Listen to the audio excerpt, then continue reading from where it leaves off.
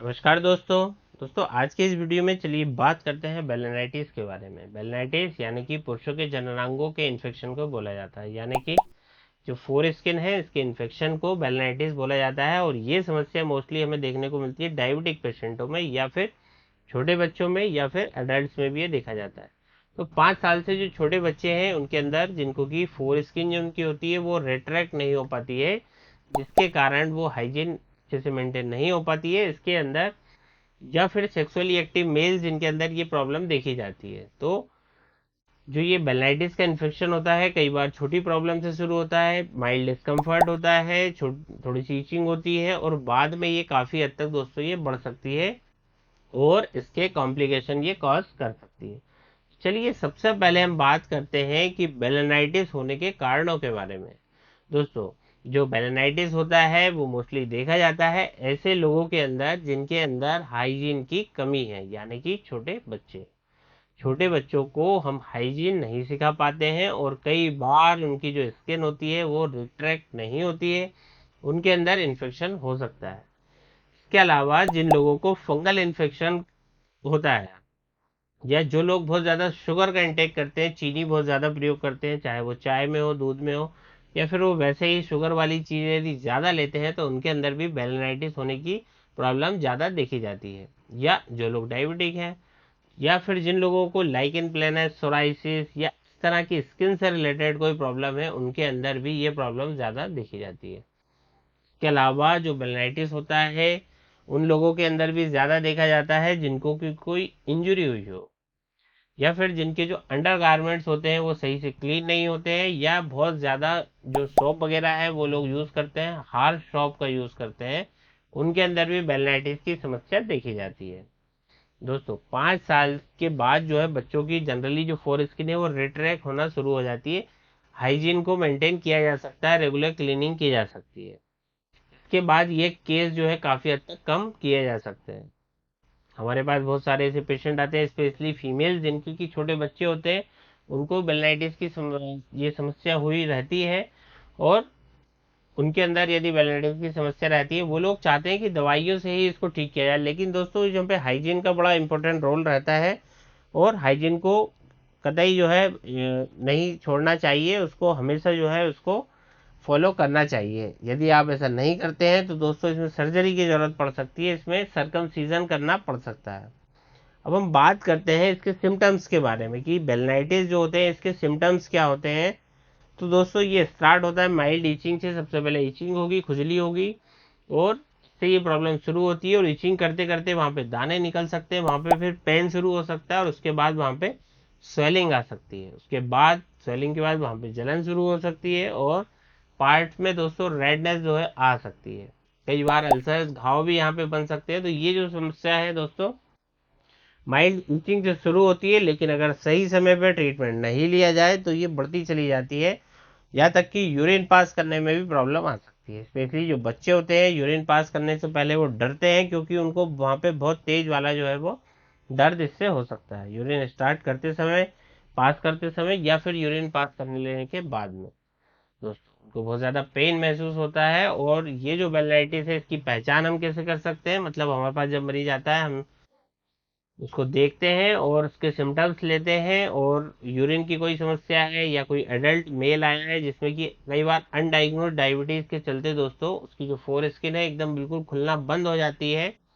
Four skin में कई बार cracks देखने को मिलते हैं, कुछ डिस्चार्ज देखने को मिलते हैं, दर्द रहता है, जलन रहती है यूरिन के टाइम पे या सेक्स के टाइम पे। जब दर्द और जलन रहती है इसकी पहचान हम इस तरह कर सकते हैं। अब हम अगर बेलनाइटिस का जो कारण है यदि फंगल इन्फेक्शन है तो कई बार हमें देखने को मिलता है उसमें डिस्चार्ज होता है, स्टिकी डिस्चार्ज होता है, कई बार वाइट डिस्चार्ज होता है, और इसके साथ में जो डिस्चार्ज है उससे फाउल स्मेलिंग भी हो सकती है।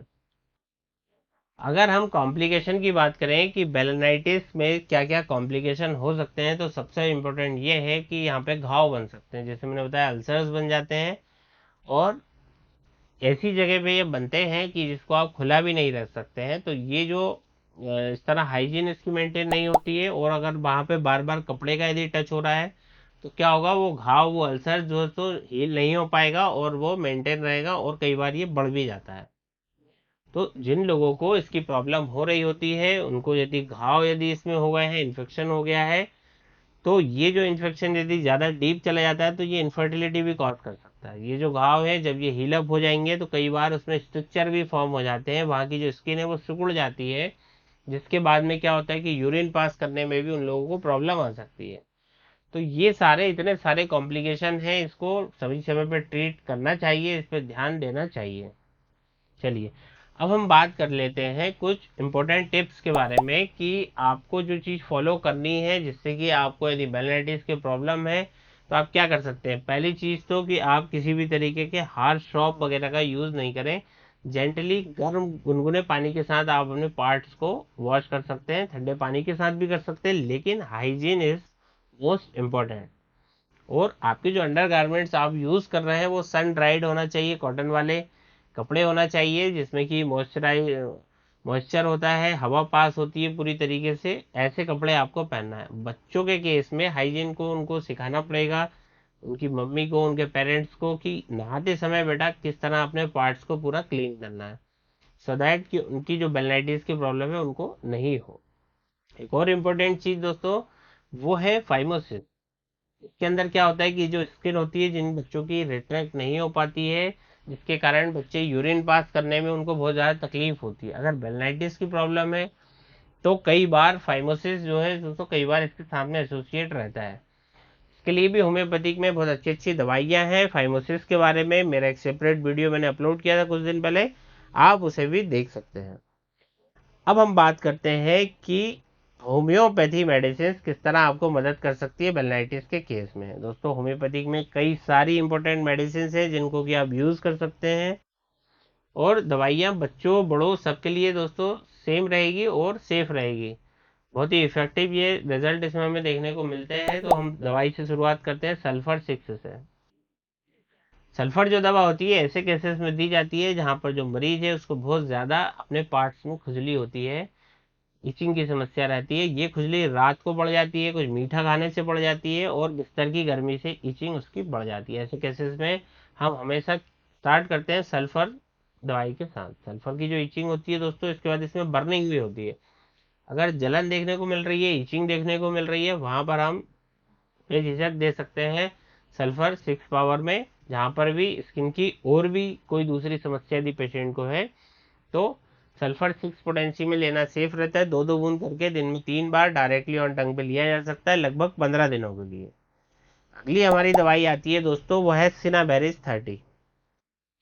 जो हेड ऑफ द पेनिस है वहाँ पे हमें बहुत ज़्यादा इस पर रेडनेस देखने को मिलती है, और सिनाबेरिस के अंदर एक और इम्पोर्टेंट इचिंग जो है दोस्तों, ये जो मार्क सिम्टम है इसका देखने को मिलता है, लेकिन आपको इसमें जलन नहीं होती है जैसा कि सल्फर के केस में जलन हो रही है। इसमें सिर्फ इचिंग होगी और खुजली करने से बहुत अच्छा महसूस होता है, पेशेंट को आराम मिलता है, लगातार खुजली करने का मन करता है, लेकिन जलन जो है इसमें नहीं होती है। खुजली करके जो सल्फर का मरीज है उसको भी इसमें आराम मिलता है, लेकिन वहाँ खुजाने के बाद तेज जलन और बर्निंग से फील होने लगता है, लेकिन सिनावेरिस के केस में ऐसा नहीं होता है। इस तरह आप ये डिफरेंशियल डायग्नोसिस का बना सकते हैं कि आपको सल्फर लेनी है या सिनावेरिस लेनी है, अपने लक्षणों के आधार पर आप चूज कर सकते हैं। इस दवाई का जो डोज रहेगा दोस्तों, 2-2 बूंद दिन में 3 बार डायरेक्टली ऑन टंग सिनावेरिस 30। दोस्तों अगली दवाई की बात करते हैं। अगली हमारी दवाई है मर्कसोल 30। मर्कसोल का चयन आपको तब करना है जब आपको ग्लांस में यानी कि फोर स्किन में आपको स्वेलिंग आने लगती हो और वो पेनलेस हो, बिना दर्द के यदि स्वेलिंग आती हो, और साथ में कोई डिस्चार्ज भी इसमें हो सकता है, स्टिकी डिस्चार्ज, एक ऑफेंसिव डिस्चार्ज, एक फाउल चार्ज इसमें देखने को मिलता है, जो कि स्वेलिंग आती है, पेनलेस होती है और इसमें कोई दर्द भी नहीं होता है। वहां पर आप प्रयोग कर सकते हैं। मर्कसोल 30 बहुत अच्छा काम करती है। डोज वही रहेगा, 2-2 बूंद दिन में 3 बार। नेक्स्ट दवा की बात कर लेते हैं दोस्तों, और वह एसिड नाइट्रिक 30। एसिड नाइट्रिक आपको तब लेनी है जबकि आपका जो ग्लांस है, लिंग का हेड का जो पार्ट है, वहां पे इचिंग के बाद, बर्निंग के बाद कोई और कॉम्प्लिकेशन होने की वजह से वहां पर हल्की हल्की वहां की स्किन जो है उतरने लगती है, हल्के हल्के छोटे छोटे दाने भी आ गए हो वहां पे।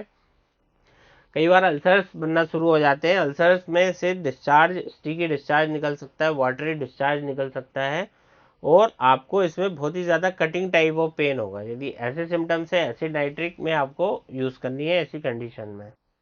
एसिड नाइट्रिक बहुत अच्छा काम करती है जब म्यूकस मेम्ब्रेन और स्किन का जो ज्वाइंट है वहां पर यदि कोई दिक्कत होती है। तो इस केस में क्या हो रहा है कि आपका जो ग्लांस है और आपकी जो स्किन है पेनिस की, यहाँ पर दोस्तों दाने में दाने आ जाते हैं, यहाँ की ये समस्या, इसलिए एसिड नाइट्रिक बहुत अच्छा काम करती है।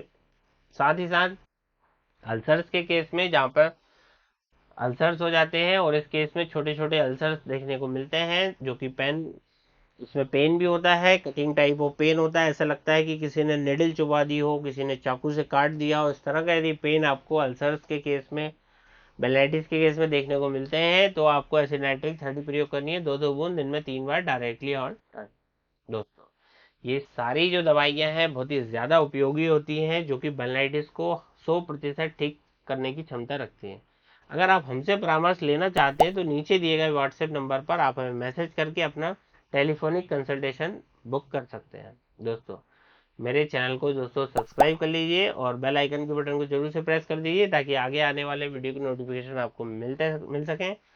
दोस्तों जल्द मिलते हैं नेक्स्ट वीडियो में, तब तक के लिए मुझे आज्ञा दीजिए। मैं डॉक्टर पाटीदार, धन्यवाद।